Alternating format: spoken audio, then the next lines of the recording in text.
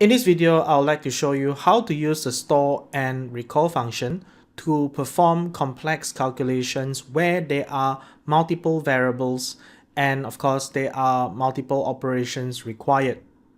So I'm applying the store and recall function to this calculation on the two asset portfolio variance and standard deviation.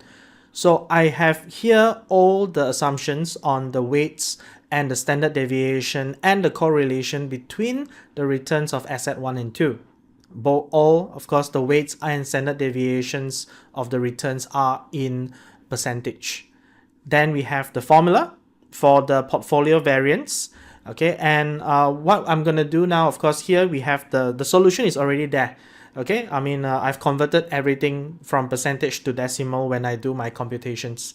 You may have your own preference of doing it, but my objective here is to show you how using the store and recall function can speed up the calculation and also minimize error.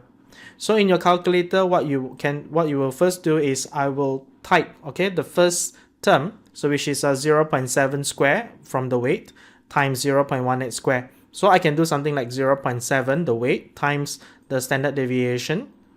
Okay, and then once I get the product, I will square it. So that gives me the first term. I will now use a store function. I'll press store 1. So that saves the number into the first button. Okay, button number 1. You can of course save it to other buttons ranging from button 0 to button 9. Okay, but I prefer to do it in a sequential manner. Now the next one that I'll go to is the second one, which is 0.3 times 0.11. Okay, and then square that, so I'll get 0.001089. I will now store this into button 2, so I'll press store 2. Okay, and then the last term, I'll take 2 times 0.7 times 0.3 times 0.65 times 0.18 times 0.11. So when we take the correlation times the standard deviation of asset 1 and 2, that gives us the covariance, okay, between asset 1 and 2.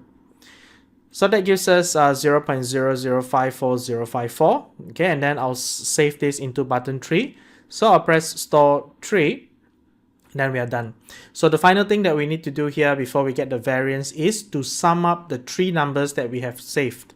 So to recall it out, I'll press RCL. So I'll press RCL 1, that recalls the first number, plus recall 2, that recalls the second number, plus recall 3, okay, which calls the third number. And then we sum it up, so that's equals to 0.022374. This is the portfolio variance.